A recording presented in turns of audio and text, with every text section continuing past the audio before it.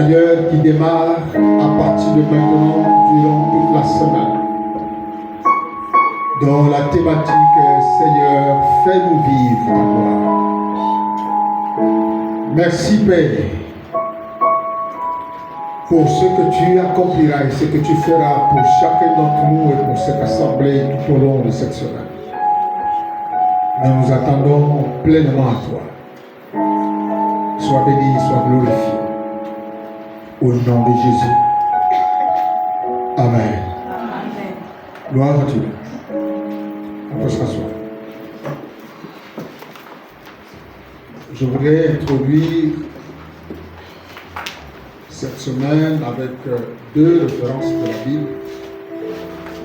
Et nous savons que souvent, la fête du jeûne n'est pas facile. Nos invités, nous recevrons notre premier invité demain. Et il y a des choses, quand je dis souvent, je comprends pourquoi parfois Dieu permet certaines situations. Notre premier invité devait démarrer aujourd'hui. Mais moi-même, j'ai modifié encore le même samedi pour dire d'enseigner que tu passes mardi. Alors, c'est parce que l'Esprit m'a mis à cœur deux passages de la Bible que je vais partager avec vous avant de rentrer dans le vif du sujet.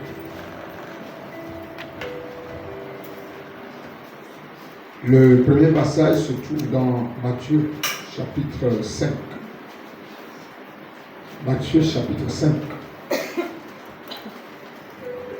Nous allons lire le verset 23 et verset 24. Alors voici ce qu'il dit.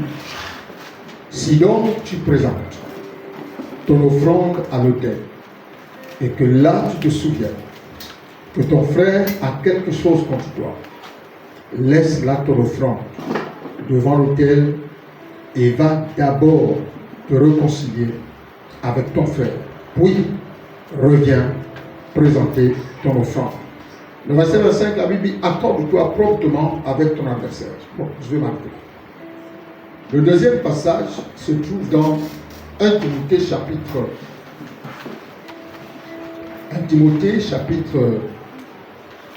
2. Le verset 8. 1 Timothée chapitre 2, verset 8. J'espère que vous notez au moins ces passages. Alors, voici ce que l'apôtre Paul nous dit. Je veux donc que les hommes prient en tout lieu, en élevant des mains pures, sans colère, ni mauvaise pensée. Est-ce qu'on peut dire Amen? Amen. Je ne t'ai pas entendu, est-ce que tu peux dire Amen? Amen. Alors, pour vous qui êtes là, déjà, nous sommes en train de rentrer dans une nouvelle saison. Et nous démarrons cette saison par nos 7 jours de jeûne et de prière. Alors, l'Esprit a mis dans mon cœur ces deux passages pour demander, pour dire à chacun d'entre nous que nous sommes en train de rentrer dans un jeûne de prière où l'Éternel, nous faisons comme une prière à l'Éternel de nous faire vivre sa gloire. Alors, avant que de rentrer dans ce jeûne, dans cette dimension, de rentrer tout au long de cette semaine dans cette dimension,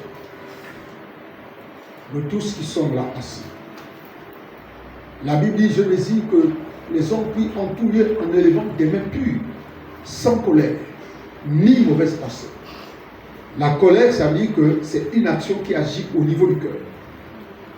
Et s'il y a la colère au niveau du cœur, ça veut dire qu'elle est manifeste vis-à-vis d'une personne. Et Matthieu dit, lorsque tu veux offrir une offrande, si tu décides de rentrer dans une nouvelle saison, et dans une dimension où tu veux voir Dieu te permettre de vivre dans sa gloire, la Bible dit, laisse là d'abord ton offrande. Et si tu te souviens que quelqu'un a un problème, si tu te souviens, si toi tu te souviens, la Bible ne dit pas que si moi je me rappelle, non, c'est toi qui fais l'offrande, qui se souvient, qui se rappelle que j'ai constaté que telle personne a un souci, a un problème avec moi. Alors, vous ne pouvez pas rentrer dans une semaine de jeûne. Comme ça. C'est pas possible. Ce que vous allez faire ce soir, vous allez marquer une pause de 10 minutes. Et si nous qui sommes déjà là ce soir, si quelqu'un se souvient que tel problème a un souci avec moi, tu te déplaces, ou tu vas dehors, ou tu vas au bureau, ou tu vas quelque part, mais va demander pardon à ton frère, va demander pardon à ta soeur. Avant de t'engager dans une logique de jeûne, il ne faut pas que nous faisions des choses où on ne progresse pas. Alors qu'il y a des petites choses qui sont là, qu'on ne voit jamais. La Bible, si tu te souviens, je dis bien, c'est ce qui est écrit dans la Bible, si tu te souviens que quelqu'un a un problème avec toi, laisse d'abord ton frère. Va d'abord t'accorder avec ton frère. Va parler avec ton frère. Va te réconcilier avec ton frère. Et ensuite reviens et rentre toute la semaine dans un jeûne où les mains qui pourront être levées seront pures, sans colère ni mauvaise pensée. Est-ce que quelqu'un me comprend? Amen. Alléluia. Amen. Nous allons marquer une pause de 10 minutes. Et après cette pause de 10 minutes, si chacun se touche, ne vous sentez pas gêné. Vous savez, s'il y a quelque chose qu'on ne peut pas cacher à Dieu, c'est le cœur. Ça, vous ne pouvez pas cacher à Dieu. Même si tu peux dire que non, moi je n'ai pas un problème. Mais Dieu connaît les cœurs de l'homme. La Bible ne dit pas que. La Bible dit si tu te souviens, si tu as dans ta pensée, tu sais, tu as l'impression que quand je vois mon frère, il a un problème avec moi. Laisse-la ton frère. Va t'accorder avec ton frère. Va t'excuser. Va parler avec lui. Et reviens. Et on démarre à son déjà et de prière. Amen. Amen. 10 minutes. Chacun peut quitter sa manger. Tu peux aller voir si peut-être quelqu'un ne se soucie de rien, ne pense à rien. Tu vas dire à ton frère, s'il te plaît, je te viens, je te Alléluia. 10 minutes de place.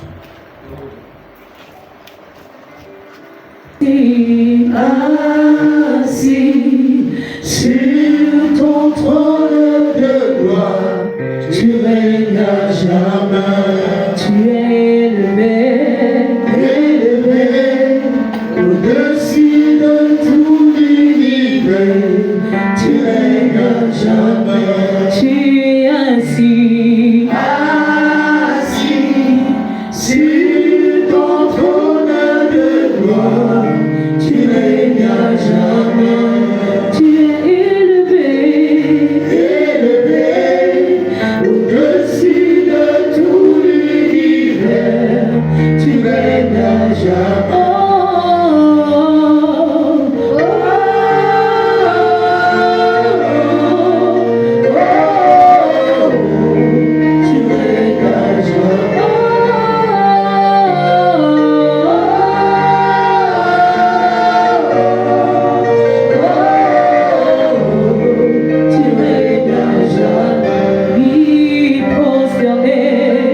Prosterné, les dégâts, je te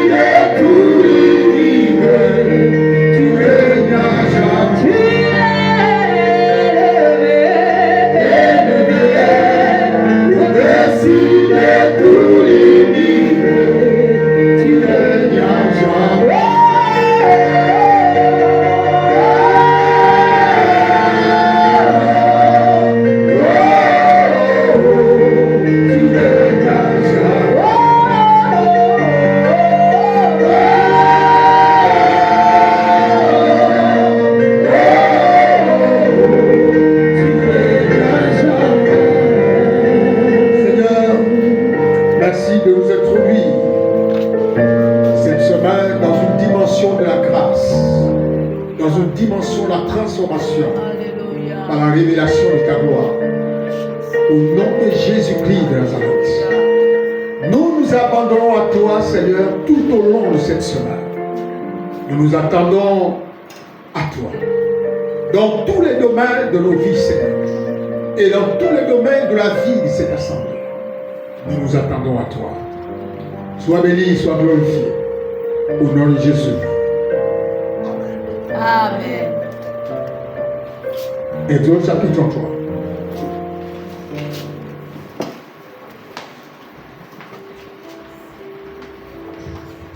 Exode chapitre 33.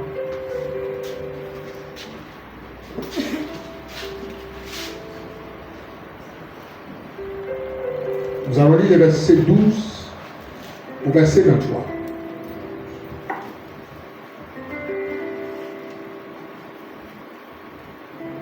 Exode 33, 12 au verset 23, je vais lire pour tout le monde.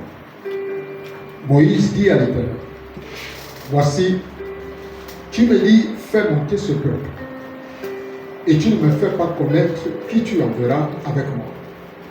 Cependant, tu as dit, je te connais par ton nom, et tu as trouvé grâce à mes yeux. Maintenant, si j'ai trouvé grâce à tes yeux, fais-moi connaître tes voies. Alors je te connaîtrai, et je trouverai encore grâce à tes yeux. Considère que cette nation est ton peuple. 14. L'Éternel répondit, je marcherai moi-même avec toi, et je te donnerai du repos. Moïse lui dit, si tu ne marches pas toi-même avec nous, ne nous fais point partir d'ici. 16. Comment sera-t-il donc certain que j'ai trouvé grâce à tes yeux, moi et ton peuple?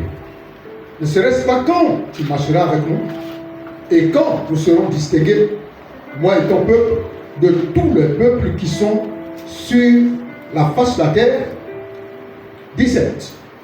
L'Éternel dit à Moïse, je ferai tout ce que tu me demandes.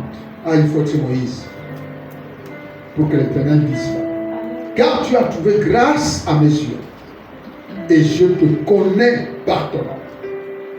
Alors, le verset 18, Moïse dit, fais-moi voir ta gloire.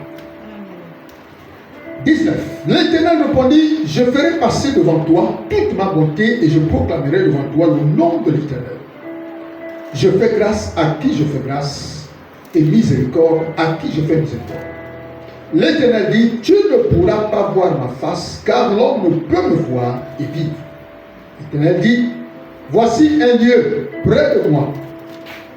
Tu te tiendras sur le rocher. Quand ma gloire passera, je te mettrai dans un creux du rocher, et je te couvrirai de ma main jusqu'à ce que j'ai passé. Et lorsque je retournerai ma main, tu me verras par derrière, mais ma face ne pourra pas être vue. Seigneur, fais-nous vivre ta gloire.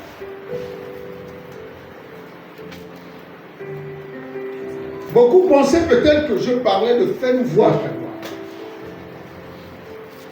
Fais-nous vivre ta gloire. Moïse s'est retrouvé face à un dilemme. Dieu lui avait demandé de partir avec le peuple. Et Moïse pensait à tous les incidents, à tout ce qu'il peut rencontrer durant sa marche. Les conflits, les guerres, les embuscades. Il pensait à tout ça. Et il dit à Dieu, comment peux-tu dire que moi j'ai trouvé grâce à tes yeux? Comment peux-tu dire que tu connais mon nom? Comment peux-tu me dire de prendre ton peuple et de l'amener quelque part sans que je ne sache qui va nous accompagner? Sans que je ne sache qui va nous accompagner.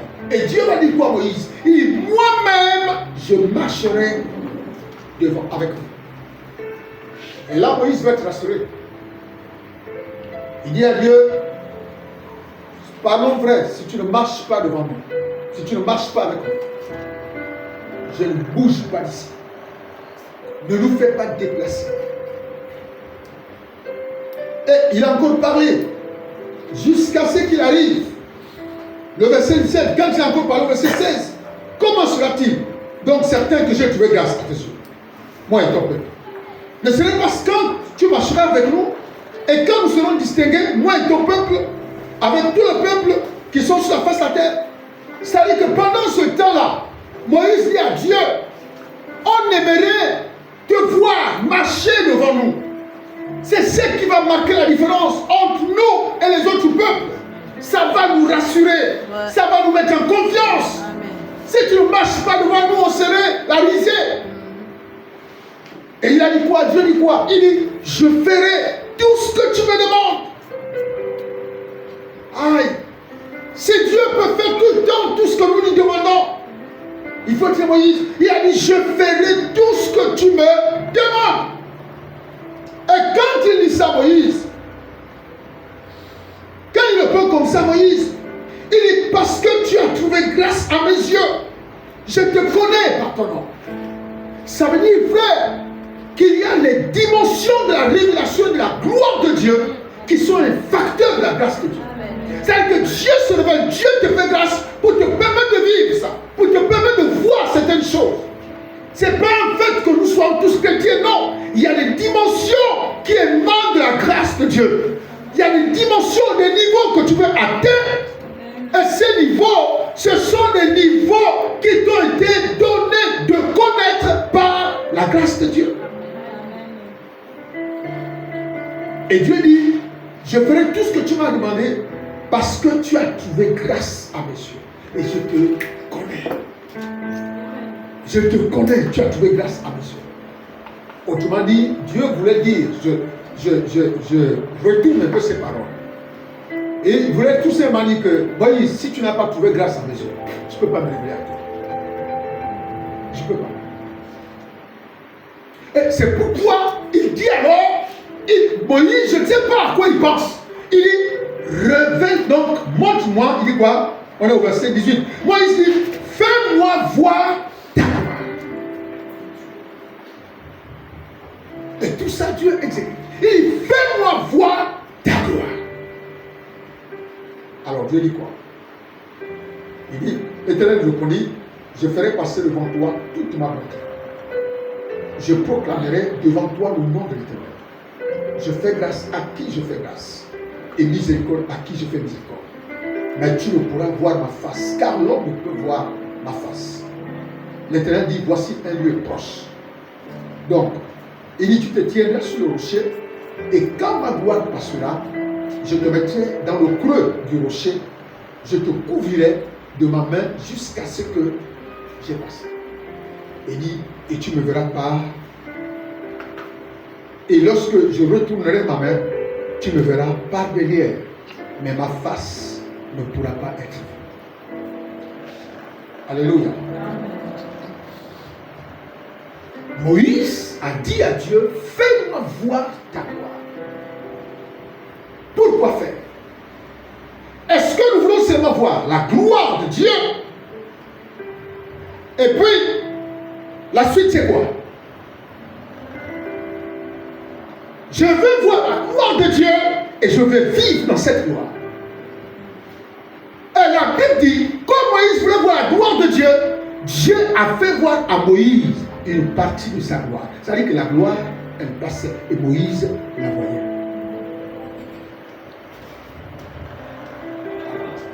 Donc Moïse voyait la gloire de Dieu. Arrêtez-moi de dire. Vous savez, souvent quand je prêche, quand on enregistre, souvent ça passe dans les audios.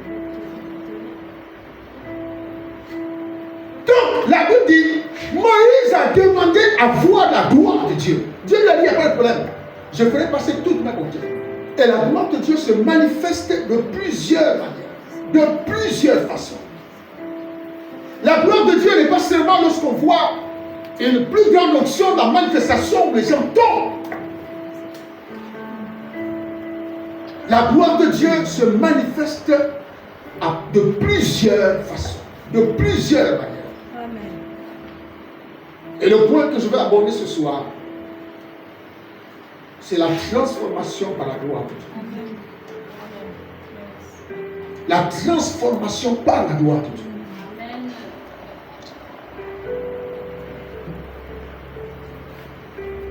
Moïse a vu passer la gloire de Dieu. Nous, on ne veut pas voir la gloire de Dieu qui passe. Nous, on veut demeurer, on veut vivre dans cette gloire. C'est pourquoi certaines personnes, dès qu'elles démarrent une vie de prière, elles vont démarrer. Pour l'onction monte, la grâce monte, elle monte, et puis, on redescend. Ça veut dire que c'est comme si on ne vit pas de cette gloire. Là, on la voit passer. On goûte aux prémices de la gloire. On goûte aux prémices de la gloire. Mais pour que la gloire demeure et qu'on vive dans cette gloire, ça devient un véritable combat. Seigneur, fais-nous vivre ta gloire. Fais-nous vivre ta gloire. La gloire de Dieu, bien-aimé, c'est le reflet de sa présence. Et quand la présence de Dieu est active, elle pousse l'homme. Ça veut dire que la présence de Dieu, quand elle est active, elle purifie l'homme. Et elle amène l'homme à une vie de sanctification. Bien aimé, la gloire de Dieu, c'est pas seulement le fait de voir des mouvements dans ça, des chaises qui se cassent. La gloire de Dieu, c'est la transformation de l'être intérieur. Amen. Quand Dieu se révèle à toi, il y a transformation de l'être intérieur.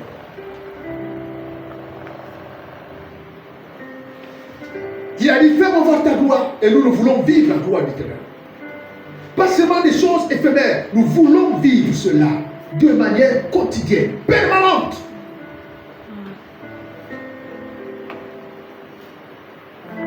Lorsque la gloire de Dieu descend, bien-aimé, elle nous remplit de la présence de Dieu. Bien-aimé, quand la gloire descend, la présence de Dieu est là. Et quand la présence de Dieu est là, bien-aimé, c'est là où les gens peuvent dire, il y avait l'onction aujourd'hui. L'onction, c'est pas seulement quand les gens tombent. L'onction, c'est quand vous ressentez sa présence. L'onction, c'est quand vous ressentez la présence glorieuse de Dieu. Amen. C'est ça la dimension de l'onction. Quand on ressent sa présence, quand on sait qu'il est là. Parce que sa présence à elle seule, sa présence seulement, elle affecte. Il y a un impact. Un impact entre Dieu et nous. Et quand on a connu cette dimension de la gloire, la présence du Seigneur, alors il s'est produit quoi? Le cœur est touché. On est transformé. Si je vivais dans le péché, ça veut dire que séance tenante, sa présence, elle est tellement glorieuse et tellement sainte qu'elle vient purifier mon être intérieur, mon âme, de toutes les souillures, les impuretés de la vie. Donc, sa présence me purifie. Dans sa présence, et quand je suis purifié, bien aimé, la suite, c'est une vie de sanctification. Une vie de sanctification. Arrêtons de verser les larmes matin, midi et soir, sans aucune transformation. Arrêtons de pleurer, de crier, sans aucune transformation. Des personnes deviennent matures et adultes, assis dans l'église. C'est à partir d'une transformation réelle. Amen. À partir d'une transformation réelle. Parce qu'on aura fait l'expérience de sa présence, de sa gloire. Et quand on demeure dans la gloire de Dieu, c'est qu'on demeure là-dedans. Alléluia. Amen. Actes chapitre 9.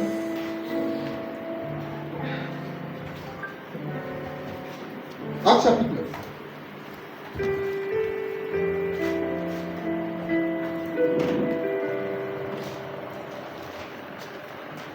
Actes chapitre 9, je vais lire les versets 3 jusqu'au verset 7. Verset 3 jusqu'au verset 7.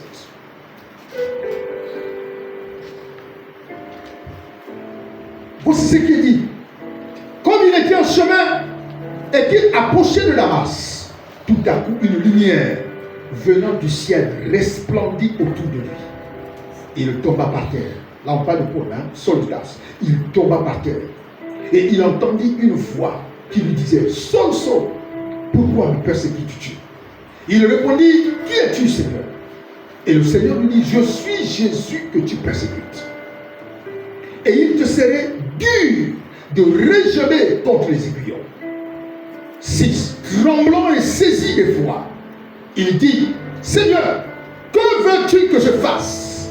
Et le Seigneur lui dit, lève-toi, entre dans la ville, et on te dira ce que tu dois faire. 7. Les hommes qui l'accompagnaient demeurèrent stupéfaits. Et ils entendaient bien la voix, mais ils ne voyaient personne.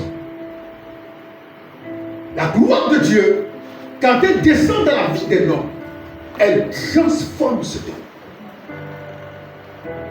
Elle transforme cet homme de l'intérieur. Le Saul de Tarse, l'ennemi juré de l'église, le gars qui a juré de faire payer l'église, mais devant la gloire de Dieu, il était devenu rien du tout. Devant la gloire, il ne voit personne, rien que le reflet de la gloire, et qui s'est manifesté par quoi? Par une descente, l'apparition d'une lumière. Il ne voit personne, mais cette lumière qui apparaît, qui déstabilise Saul de Tarse, qui déstabilise Saul de Tarse, et il tombe par terre. Lorsqu'il tombe par terre, il entend une voix qui sort de cette lumière. Saul, Saul. Tous ceux qui l'accompagnaient ont entendu cette voix. Et nous voyons un Saul qui dit, qui es-tu? Il dit, je suis Jésus que tu persécutes. Alléluia. Il ne voit pas Jésus. Il est au milieu d'une lumière et d'une voix qui sort de la lumière. Le Paul puissant, le Saul puissant, le Saul qui disait qu'il n'y avait personne qui pouvait l'empêcher, l'arrêter dans sa mission, vient d'être tétanisé, terrorisé, détruit, abattu, mis au sol par une lumière qui est la manifestation de la gloire de Dieu. Amen. La manifestation de la gloire de Dieu.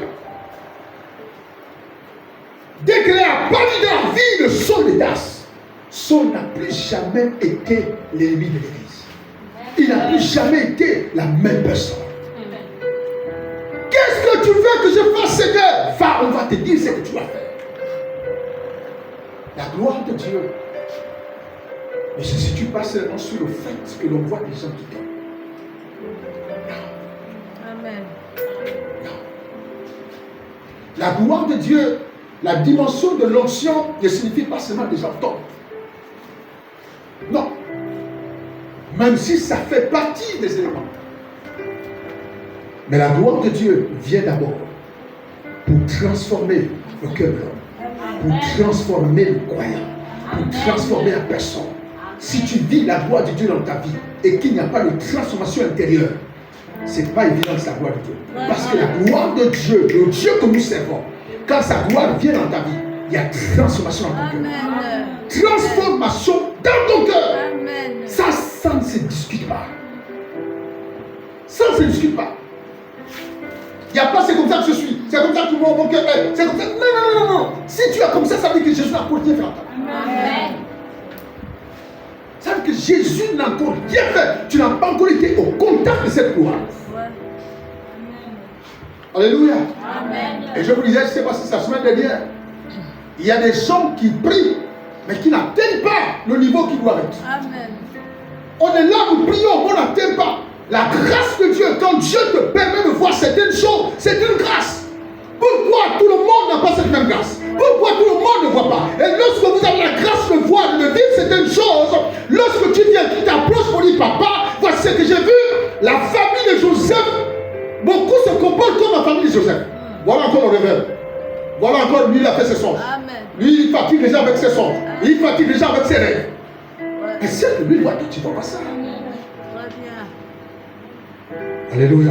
Amen. Ce que Joseph voyait, aucun de ses frères ne devait ça. Amen. Il ne pouvait que parler. Alléluia. Amen. Alléluia. Amen. Fais-nous voir ta gloire. Et lorsque Paul a été au contact de la gloire de Dieu, sa vie a basculé. Amen. Sa vie a basculé. Même ceux qui étaient avec lui étaient stupéfaits, ne comprenaient plus rien. L'ordre de mission ni l'essence de faire. Yes. Qu'est-ce qui se passe? Saul. Qu'est-ce qu'il y a? Saul est aveugle. Il peut même plus voir ses collaborateurs. Alléluia. Amen. Il n'y a pas de gloire de Dieu qui arrive dans la vie d'une personne sans transformation. Jamais. C'est pourquoi on doit vivre avec ça. Dès que tu es transformé, quand tu as été au contact de cette gloire, ta vie est transformée, tu vis dans ça. Il n'y a pas non, c'est bon aujourd'hui, après demain je retourne encore, après demain encore c'est bon, après demain je retourne. Non, non, non. La transformation, elle doit être définitive. Même s'il peut y avoir un processus. Mais ce que tu dois vivre doit être le reflet de la puissance de Dieu dans ta vie. Alléluia. Amen. C'est pourquoi souvent on a du mal à voir dans les églises des chrétiens matures. On a du mal à voir les chrétiens matures. Pourquoi? Parce qu'on n'a pas été au contact de cette gloire qui a transformé nos cœurs. Alléluia. Amen. Pause. Quand elle est sur toi, elle agit. Amen. Elle agit. Ton caractère, ton changement, ta transformation est le reflet de la manifestation de la gloire de Dieu dans ta vie. Frère, ce n'est pas parce que tu as récité la parole. Non. Ce n'est pas parce que tu as confessé la parole que je suis chrétien, je suis chrétien. Non. Le caractère n'est pas changé parce que tu as confessé la parole. Le caractère est changé parce que tu as été au contact de la gloire de Dieu. Amen. Alléluia. Amen. C'est comme ça qu'on est transformé, on est changé parce qu'on a été au contact de la parole de Dieu. On a été au contact de la gloire de Dieu. On ne peut pas rencontrer le Seigneur là où nous sommes, dans une atmosphère où la nuée de Dieu descend. Et quand on sort d'ici, on porte encore la même tare de notre passé, les mêmes bêtises de notre passé, les mêmes problèmes de notre passé, le même caractère de notre passé. Il n'y a aucun changement. La seule chose qui a changé à nous, c'est le fait qu'on arrive à l'église tous les jours. Ouais. C'est tout. Le fait qu'on vient à l'église tous les jours, on pense que nous avons changé, alors qu'intérieurement, il y a encore la tare du passé. On porte encore la marque de nos habitudes du passé. Alléluia. La gloire de Dieu, elle vient pour transformer. C'est le fait de vivre ça. De vivre sa présence. Donc le chrétien que nous sommes fait une expérience de la démonstration de la transformation. Lorsque vous priez même dans votre maison, vous priez même dans votre chambre, vous pouvez, quand vous êtes habitué à sa présence, vous pouvez sentir sa présence. Et c'est sa gloire. Dès que vous sentez la présence du Seigneur, ça veut dire que la gloire de Dieu est là. La gloire de Dieu est là. Il n'y a pas de gloire de Dieu sans sa présence. Bon, je vais vous expliquer ça autrement. Regardez. Bon, ici, vous ne pouvez pas bien me voir. Vous voyez, si je me balade à un endroit où il y a de la lumière, n'est-ce pas? Alors, on va tout de suite voir mon ombre. Est-ce que vous comprenez? Mais mon ombre ne peut pas exister sans moi. Est-ce que vous comprenez? Mon ombre ne peut pas être là si moi je ne suis pas là. Si quelqu'un est quelque part, en train de me dire quelque part, non, je vois une ombre quelque part, ça veut dire que le propriétaire de cette ombre-là est bien quelque part. C'est ça la gloire de Dieu. Alléluia. C'est ça la gloire de Dieu. Même dans ta maison, quand tu ressens sa présence, ça veut dire que cette gloire, elle est là. Elle est dans ta maison, elle est dans ta chambre, même dans le toilette, même dans la douche, partout. Dès que tu ressens sa présence, frère, je n'ai pas dit que tu sens les cheveux qui se dressent. Je dis dès que tu ressens sa présence. Amen. Parce que les cheveux peuvent se dresser même au contact des démons. Amen. Tu peux avoir des frissons même au contact des démons. Parce que tu es cher. Et dès que tu entres en contact avec ton esprit, ton corps réagit. Mais je parle de la gloire de Dieu. Bien-aimé, elle te transforme. C'est pourquoi quand tu sors de cette présence de Dieu, même si tu étais en colère, tu sors avec un sourire. Parce que c'est-à-dire que l'expression de ton visage change. L'expression de ton visage change. Mais tu peux pas te contacter la gloire de Dieu et tu sors comme si tu avais le problème quelqu'un. La gloire de Dieu transforme l'intérieur. Amen. Alléluia. Amen. La gloire de Dieu transforme l'intérieur. Et quand tu as expérimenté ça, tel que tu as envie d'y demeurer encore là-dedans, tu as envie de retourner encore là-dedans, tu as envie de vivre encore la même chose, la même expérience, tu as envie encore de tu as envie de cette expérience-là. Et quand elle est en toi, elle est en toi. Regarde. Et là, parce que nous étions dans ce testament, quand Moïse descendait de la montagne, la gloire de Dieu était sur lui, son visage. C'est-à-dire qu'il était peut-être, vous voyez, je vais encore faire une illustration très simple. Vous voyez, quand vous êtes quand vous préparez au feu de bois, quand il y a la fumée, vous préparez au feu de bois, vous êtes habitué à préparer au feu de bois. Parfois même quand vous sortez, vous sentez un peu la fumée. Parce que vous êtes au contact avec cette vapeur-là. Donc vous êtes au contact avec cette vapeur et vous sentez la fumée. Or, quand Moïse descend de la montagne, c'est-à-dire que la nuée qui était descendue sur la montagne pendant 40 jours, je ne sais pas, 40 nuits, donc la gloire de Dieu qui était descendue, c'est quand Moïse est redescendu, Moïse, son visage, auquel vous pouvez regarder pendant une semaine. Sinon tu meurs. La gloire de Dieu était tellement forte sur son visage que les gens faisaient quoi? Ils l'ont mis un voile. Amen. Amen. Ils l'ont mis un voile. Donc, il a vécu avec cette gloire-là pendant toute une semaine.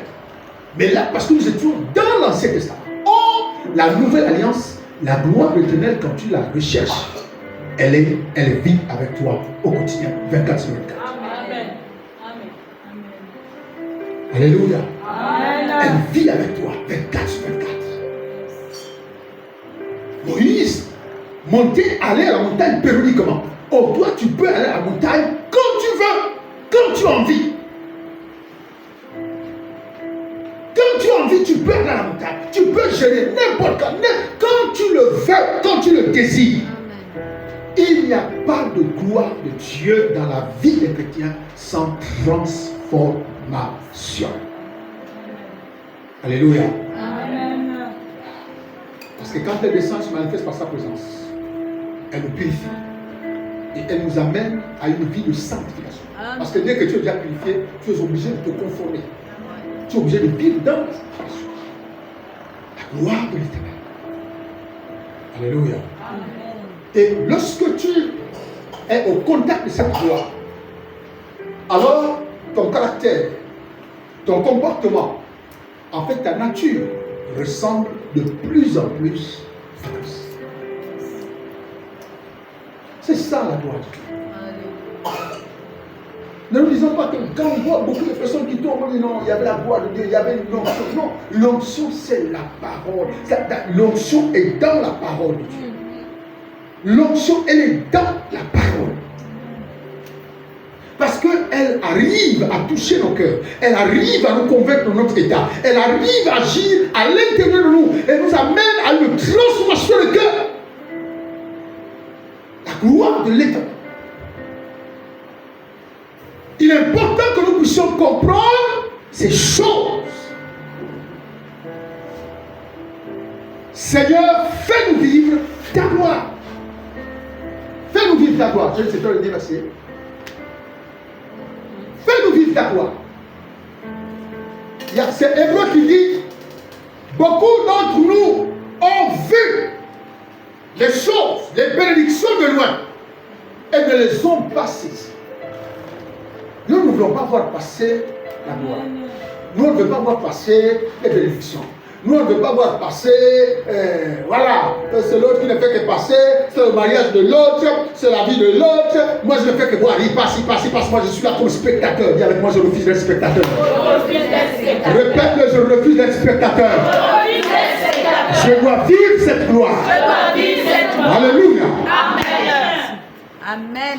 Dieu n'a pas dit que tu viens seulement pour regarder les choses qui passent. Moïse a vu la gloire de Dieu passer. Frère, c'est parce que Moïse avait une alliance particulière avec Dieu. Ouais. Qui peut se lever ici, dire que même en rêve, j'ai vu le rôle de Dieu? Qui peut dire que même en rêve, j'ai vu Dieu passer, il m'a montré son dos? Alléluia. Qui? Mais Moïse, quand j'ai au ciel, je vais chercher Moïse. J'ai dit, Moïse, donne-moi ta main. Je te sers. Ah oui, toi, vraiment, tu as eu la grâce. Explique-moi un peu, comment ça s'est passé? Amen. Dieu lui a révélé beaucoup de situations comme ça. Un jour, il dit, bon, je vais passer à une certaine heure. Donc, Moïse vient, il attend Dieu. Dieu, mais Dieu, il attend. Donc, il y a eu un vent fort. Moïse s'est dit, ah, c'est sûr que c'est le vent là qui vient de passer, c'est sûr que c'est Dieu qui a dit là. La Bible dit, après, il y a eu un vent léger. Léger. Dieu était à l'intérieur. La gloire de Dieu. Lorsque tu n'as pas les yeux pour comprendre la gloire, elle passe comme ça, tu ne la vois pas. Alléluia. Donc, la gloire, dans la manifestation, Seigneur, fais-nous vivre ta gloire. Il y a le fait que la gloire de Dieu doit produire la transformation dans les cœurs. La transformation de l'intérieur. De l'intérieur. Alléluia. Certainement, à partir de demain, parce que c'est un prophète qui va parler de nous. Soyons là. Et venons écouter avec l'onction prophétique ce qu'il aura à dire. Amen. Pendant toute la semaine. Priez, organisez-vous quand vous êtes à la maison. Organisez-vous. Trouvez le temps pour faire la lecture biblique, la méditation. Trouvez, établissez des heures, même 4 fois dans la journée. À 9h, à midi, à 15h. Avant que tu viennes, donc établissez ces heures de prière. Seigneur, fais-moi vivre. Je refuse de voir toujours les choses, je veux les vivre. Je refuse d'entendre toujours les choses, je veux les vivre. Alléluia. Alléluia. Amen. Alléluia. Amen. Alléluia. Amen. Tu es là. Mettons-le debout.